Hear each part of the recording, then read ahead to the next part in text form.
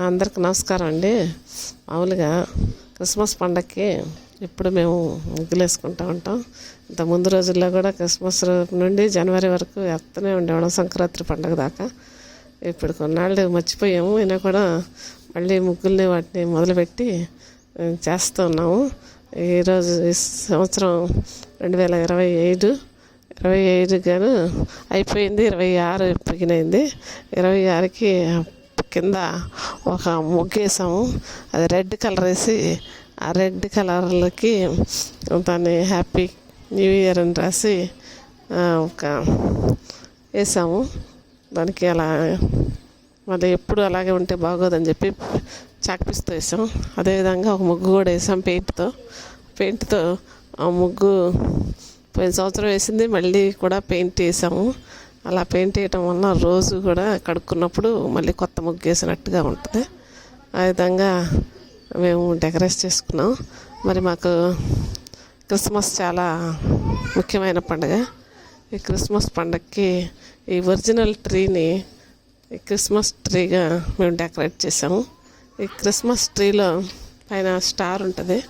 ఆ స్టార్లో తర్వాత అన్ని గిఫ్ట్లు అన్నీ ఉంటాయి. వాటిని అంతా డెకరేట్ చేస్తాము.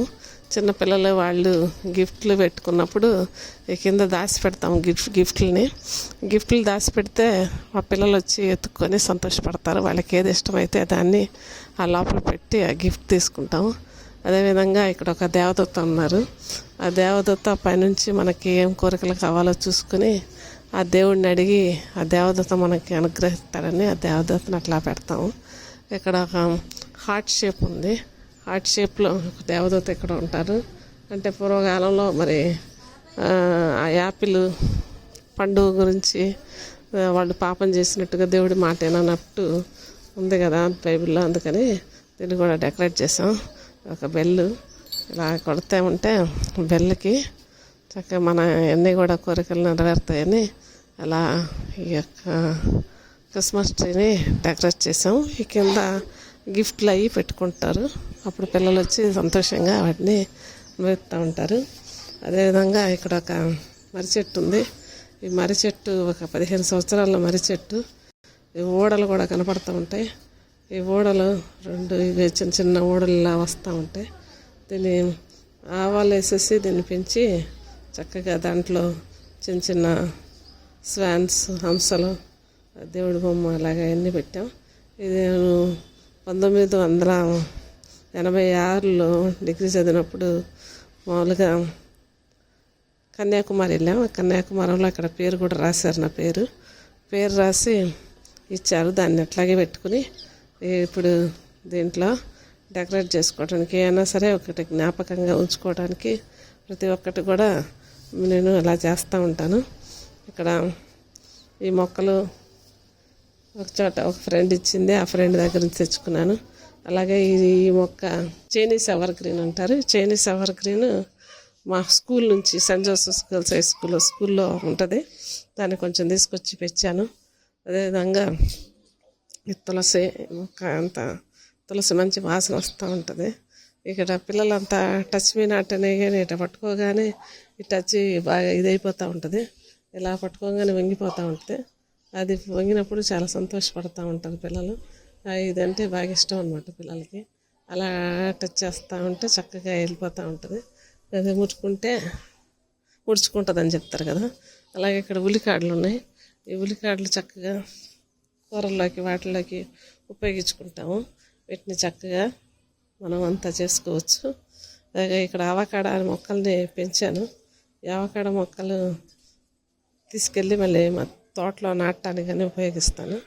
వీటిని మరి మనకు దొరకవు, కానీ ఇలాంటి మొక్కల్ని పెంచడం వలన అన్ని రకాలైనటువంటి ప్రోటీన్లు, విటమిన్లు అన్నీ దొరుకుతాయని చెప్పి, మరి ఆవకాడ తినటం వల్ల కొలెస్ట్రాల్ అది తగ్గుతుందని చెప్పి నేను ఇష్టంగా పెంచుకుంటున్నాను. మరి అది చూడాలి.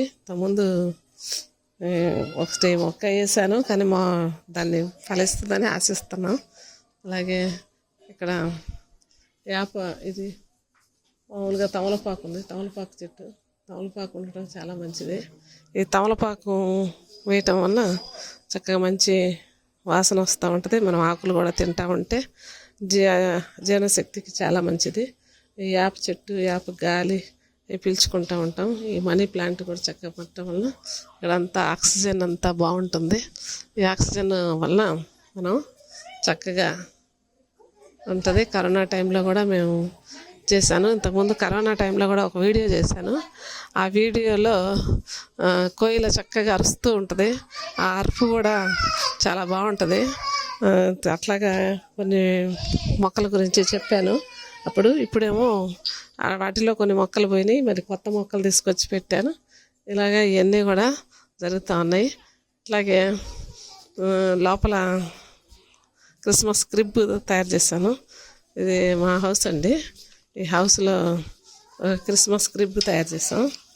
ఇది మా మరిది అమెరికా నుండి వచ్చేటప్పుడు తీసుకొచ్చారు.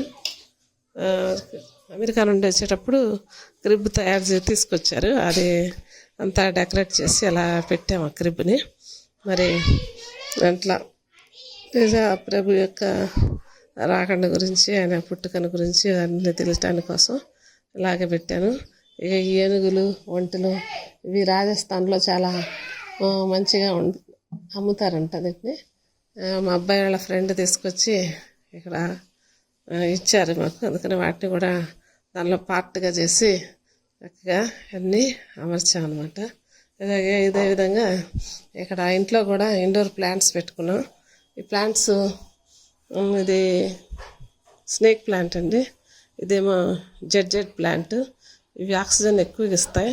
ఇలా ఈ రెండు చూడండి, పగిలిపోయిన కుండీల్లోంచి ఆ రెండో దాంట్లో ఒకటి పెట్టేసి నీరు ఎక్కువ అవసరం దీనికి.